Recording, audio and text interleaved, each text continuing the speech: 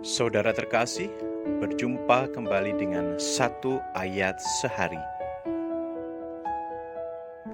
Ayat sore hari ini diambil dari Injil Lukas, bab 4 ayat 35.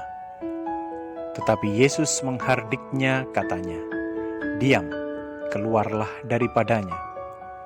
Dan setan itu pun menghempaskan orang itu ke tengah-tengah orang banyak, lalu keluar daripadanya dan sama sekali tidak menyakitinya.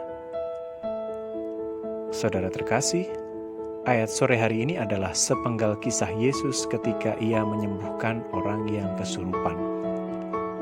Selama ini orang Nazaret menolak Yesus karena mereka tidak percaya bahwa Yesus adalah anak Allah. Dan Lukas berusaha memaparkan bukti-bukti kemesiasan Yesus.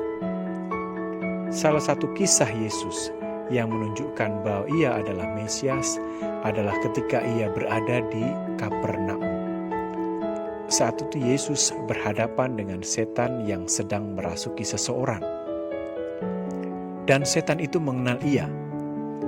Inilah ironisnya, karena umat pilihan, yaitu orang-orang yang sekota dengan Yesus, tidak menghargai siapa Yesus. Meskipun Yesus sendiri telah menyatakan, Yesus menghardik setan itu, dan setan itu menunjukkan kepatuhannya pada perintah Yesus. Saat itu Yesus memperlihatkan otoritasnya dengan begitu jelas, dan ia membuat banyak orang takjub. Lalu dari manakah otoritas itu?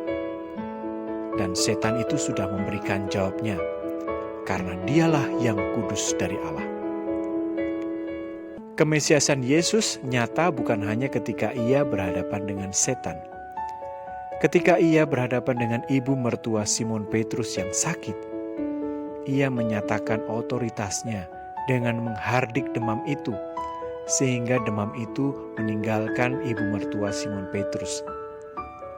Dan ini semakin nyata terlihat ketika semua orang di kota itu membawa orang-orang yang menderita berbagai penyakit serta kerasukan setan.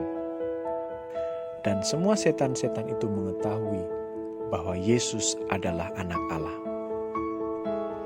Kalau kita perhatikan lebih seksama, maka kita akan melihat bahwa otoritas Yesus atas penyakit dan setan-setan sebenarnya juga memperlihatkan otoritas atas hidup manusia yang membutuhkan pertolongan dan kuasa Allah. Selain melalui otoritasnya, kemesiasan Yesus juga nyata dalam sikap penuh belas kasih-Nya. Ia menunjukkan sikap peduli pada mereka yang menderita sakit dan diserang oleh setan.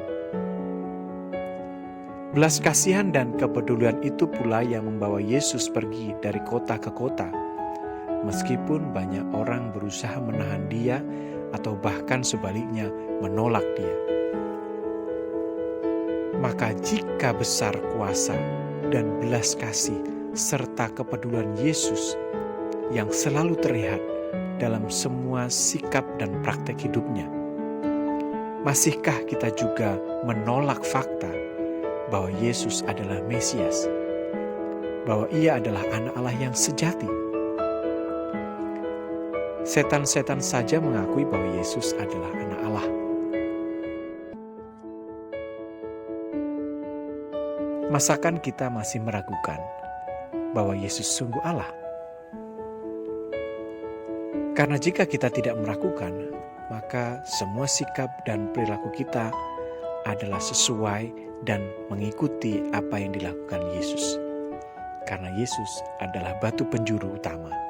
Karena Yesus adalah pokok pohonnya dan kita adalah ranting-rantingnya. Semoga kita bisa selalu setia pada perintah Yesus.